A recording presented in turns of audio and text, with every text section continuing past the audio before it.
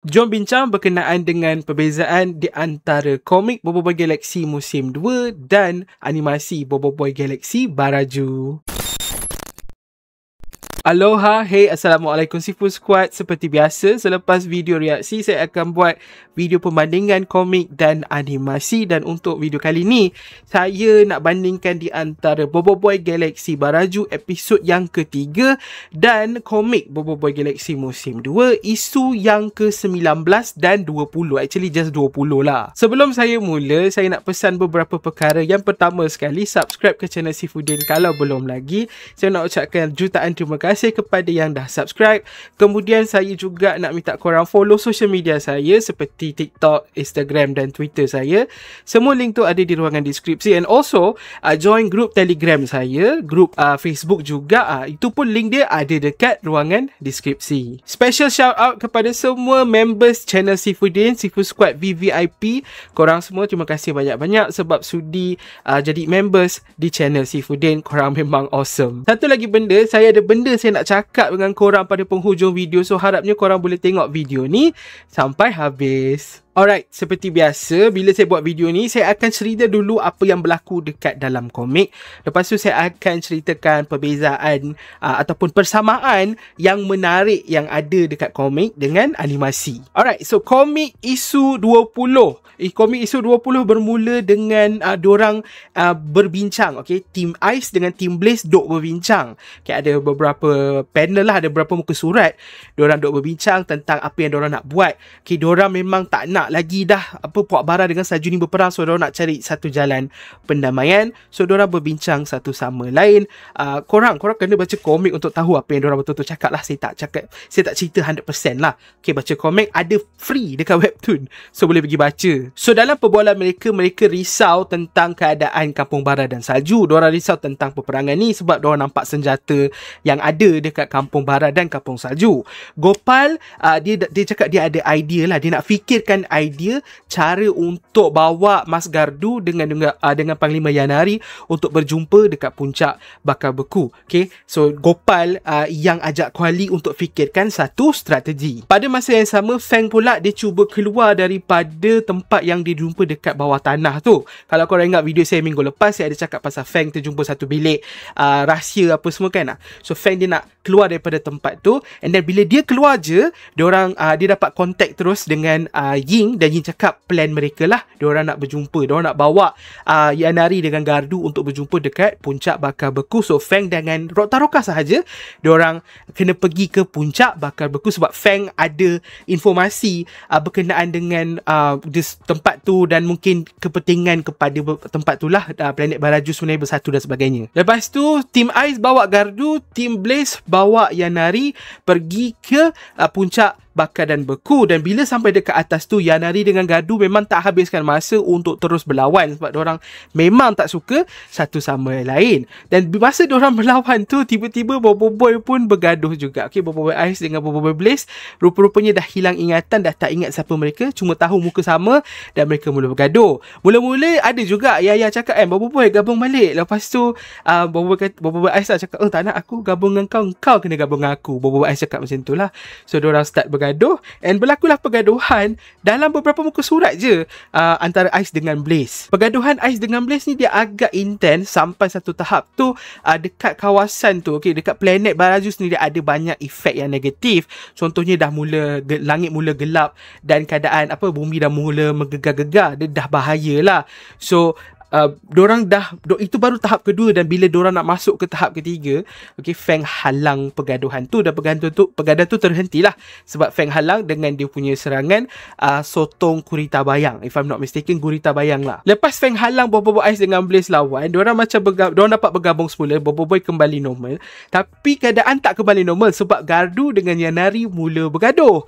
So Gardu dengan Yanari bergaduh. So apa yang Boboiboy buat? Boboiboy decide untuk pecah lagi sekali, but this time Boboiboy berpecah kepada Taufan dan Solar, dan akhirnya Bobo Boy transform, Bobo Boy fusion menjadi Bobo Boy Sopan. Dan pada penghujung isu 20 tu, kita dapat tengok Bobo Boy Sopan buat kali pertamanya, tapi kita tak tengok Sopan beraksi lah, just ada Sopan, and then isu 21 tu barulah kita jumpa dengan Bobo Boy Sopan. Saya pasti korang yang tengok video ni semua dah tengok Bobo Boy Galaxy Baraju episod 3, so korang dah boleh bandingkan sendiri apa yang berlaku dekat komik dan apa yang berlaku dekat animasi. Okay, perbezaan dia tu ada, dan persamaan pun sebenarnya ada. Perbezaan pertama yang saya nak cerita adalah berkenaan dengan berapa banyak yang Monster adaptasi daripada komik.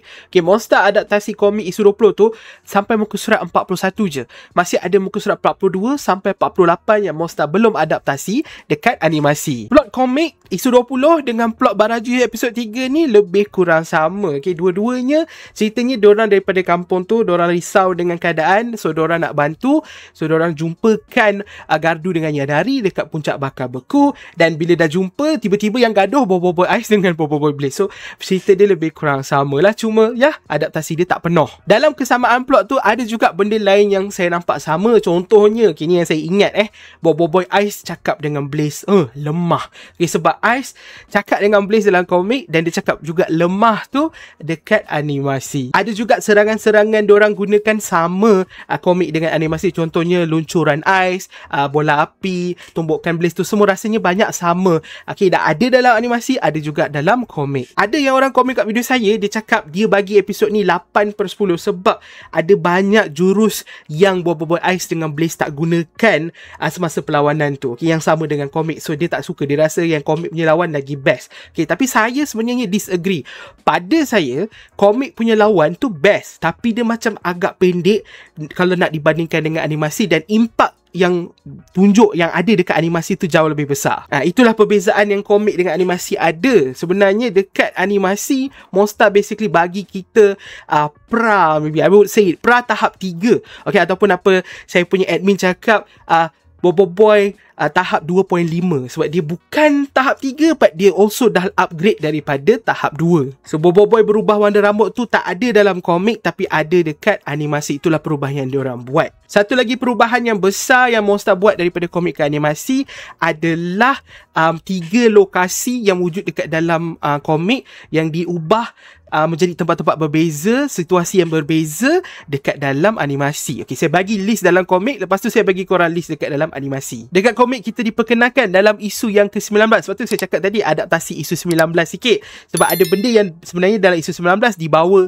ke episod 3 ni. Okay, so benda yang diadaptasi tu adalah tempat bawah tanah yang saya cerita dari episod lepas tu. Yang Feng jumpa tu, bawah tanah tu, dia macam ada satu arena, lepas tu ada batu bersurat dan sebagainya kan. So Monster pecahkan 3 benda tu jadi 3 benda berbeza. Dalam episod 3 kita nampak Papa Zola pergi ke satu tempat tu lah, dia terjatuh dalam lubang, and then dia terjumpa macam satu kawasan yang ada robot dan sebagainya tu. Okay, Papa Zola dengan Octobot jumpa kan. Benda tu sebenarnya adalah, kalau dalam komik dia tempat yang sama dengan yang Feng jumpa tu. So Feng jumpa bawah tanah tu, dia ada arena tu, dia ada batu bersurat tu, dan dia juga adalah tempat simpanan robot-robot macam dekat dalam episod 3 ni. So Monster dah pecahkan tempat tu yang dalam komik tu, Monster pecahkan jadi 3. So batu bersurat tu jadi gambar. Lepas tu arena yang dekat dalam komik yang ada logo Ice dengan Blaze tu, itu dah jadi Duel of Honor punya arena. Lepas tu tempat simpanan robot-robot tu semua dah dibawa ke tempat lain lah. Dan sebab tempat simpanan tu dekat Talistiwa, ada kemungkinan yang sebenarnya tempat simpanan robot-robot tu dekat je dengan Duel of Honor punya arena. Mungkin macam mana dalam komik lah, sebab tempat simpanan tu dekat dalam tanah. Kalau komik dekat bawah tanah, diorang naik atas macam ada lift sampai terus dekat puncak bakar beku. Itu dalam komik. Mungkin dekat animasi pun lebih kurang sama, sebab Papa Zola dengan Octobot pun jatuh dekat kawasan Talistiwa. Satu lagi perbezaan yang saya boleh kata ketara yang semua orang perasan adalah penghabisan episod 3. So episod 3 berakhir dengan Feng, Tok Taroka dan Rok Taroka terjah tempat lawan Bobo Boy Ice dengan Blaze. Okay, dekat dalam komik ada benda tu ada berlaku sampai muka surat 41 lah, basically benda tu berlaku kat situ. Okay, cara terjah berbeza, dan dengan kehadiran Tok Taroka pun berbeza. Kalau dalam animasi ni, Tok Taroka macam banyak pengetahuan. So Tok Taroka ada cakap pasal duel tempat arena tu adalah tempat diorang sparring. Okey, Panglima Pairapi dengan Mas Mawais sparring untuk aktifkan, untuk keluarkan kuasa tahap ketiga. If I'm not mistaken, itu dia cakap dalam episod 3. So Tok Taroka ni ada pengetahuan yang tinggi, dan pada saya lah Tok Taroka sepatutnya akan main peranan yang besar. So kat situ perubahan yang besar lah Monster bawa tentang di dekat dalam animasi. Okay, so karakter Tok Taroka tu sendiri saya rasa akan menjadi pengantara di antara Yanari dengan Gardu. I guess memang kaum ais batu api. Okay, dia ada puak bara, puak salju dengan ais batu api kan dekat atas planet tu. So macam memang itu function dia. Ais bara dengan salju memang berbeza, tapi ais batu api adalah basically kaum alien yang ada ais dan ada bara. So macam diorang sepatutnya menjadi jambatan untuk kedua-dua puak bara dan salju. So I guess nanti Tok Taroka akan mainkan peranan tersebut, menjadi jambatan kepada Yanari dan Gardu. Ini macam jadi teori pula dah. Saya sebenarnya baru tengok episod ni 2 kali, so saya macam tak berapa ingat sangat. So honestly, saya rasa ada banyak benda yang perbezaan atau persamaan yang saya tertinggal, tapi saya tak ingat. So daripada saya duduk termenung ataupun baca ataupun tengok animasi tu sekarang, saya rasa saya nak tutup video ni dekat sini.